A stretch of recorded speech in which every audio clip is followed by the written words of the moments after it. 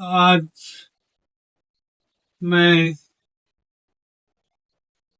फिर मुखातिब हूँ आप हजरात से।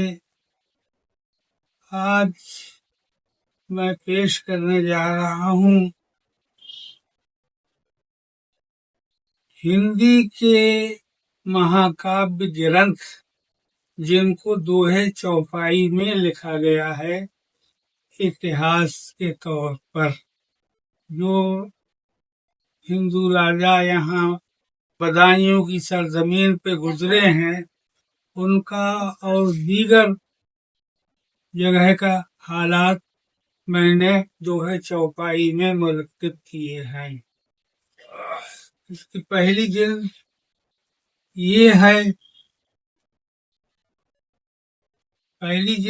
है, और इसके फोटो इस तरह है।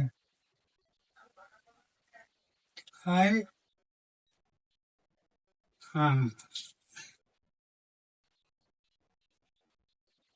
ये किताब इतिहास के आईने में बदायूं के नाम से लिखी गई, लेकिन एक प्रोफेसर ने इस पर अपनी राय देते हुए ये टिप्पणी की कि किताब इतनी अच्छी है,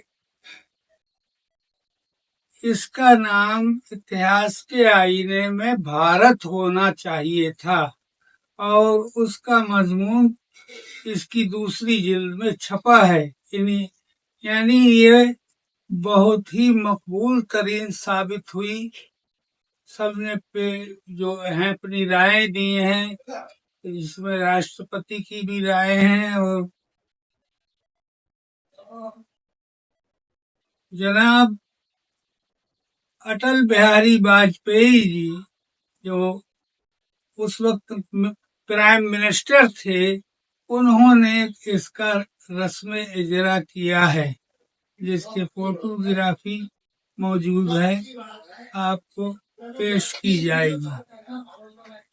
मैं अब इसकी इब्तिदा के कुछ शेर आपको सुना रहा हूँ जो मैंने सीख की है, क्योंकि ये मेरी दोहे चौपाई में लिखी गई किताब है। शुरू ऐसे है।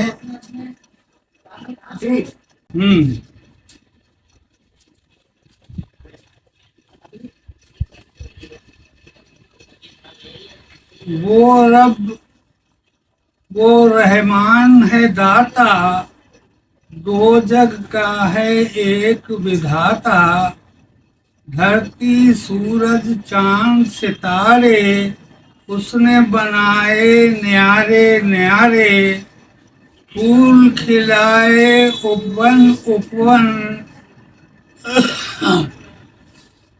महकाए सहरा और गुलशन, सहरा जंगल को कहते हैं, महकाए सहरा और गुलशन,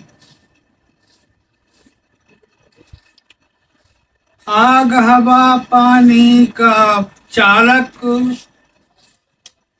खालिक सबका पालक,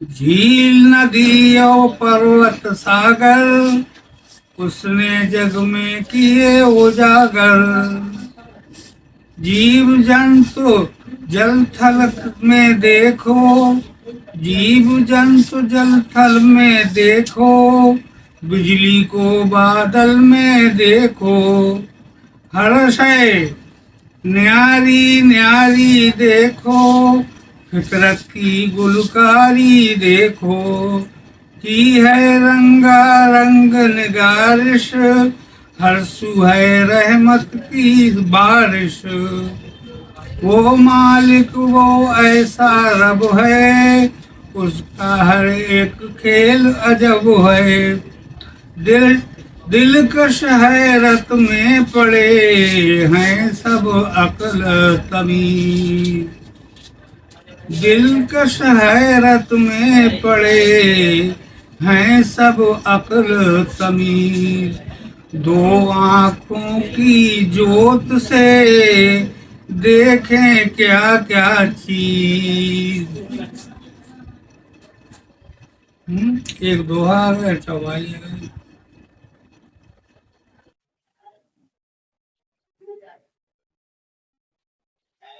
इसके बाद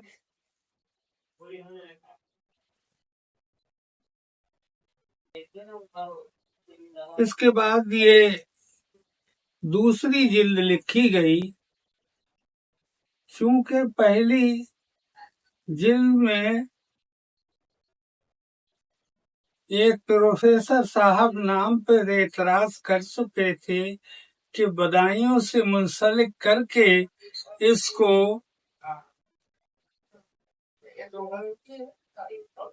ऐसा करना चाहिए था कि इसका नाम इतिहास के आईने में भारत रखना चाहिए था।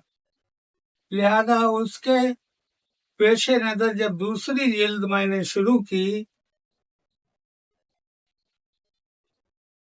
तो उसका नाम इतिहास के आईने में सल्तनत दिल्ली व बदायूं, इतिहास के आईने में सल्तनत दिल्ली व बदायूं, और तीसरी जिल्द जब लिखी तो उसका नाम मैंने ले रखा इतिहास के आईने में भारत। इसके कुछ नमूना सुन लो। यार अब तेरे फजल पर मैं हूँ शुक्रगुजार, कलम तेरे फैजान से रवा है खुश रफ्तार।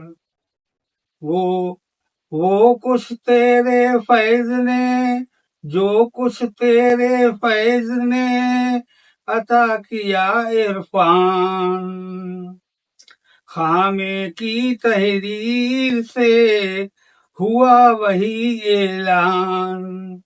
खामा कलम को लिखा यहाँ कहते हैं, तहरीर लिखना कहते हैं।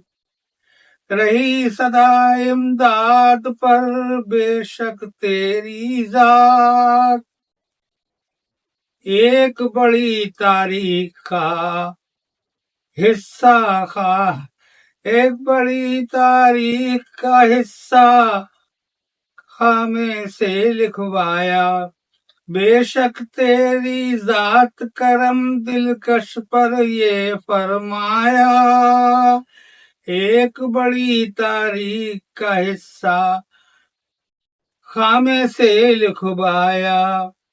यार अब ये छपने में आए, बोल बोल लोगों तक जाए।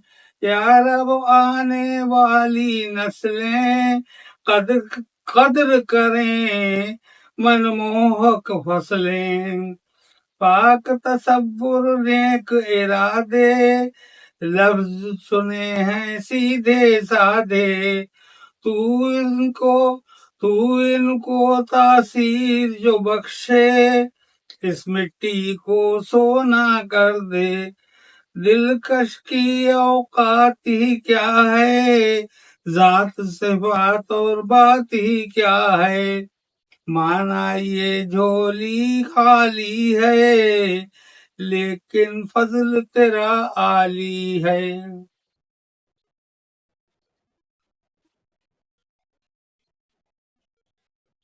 इतिहास के आईने में बदायूं, इतिहास के आईने में भारत, ये इसकी तीसरी जिल्द है। ये इसकी तीसरी जिल्द है जो शुरू होती है इस किताब की पुष्ट पर। ये फोटोग्राफी मौजूद है, इसे भी मुलाहिजा कर लें।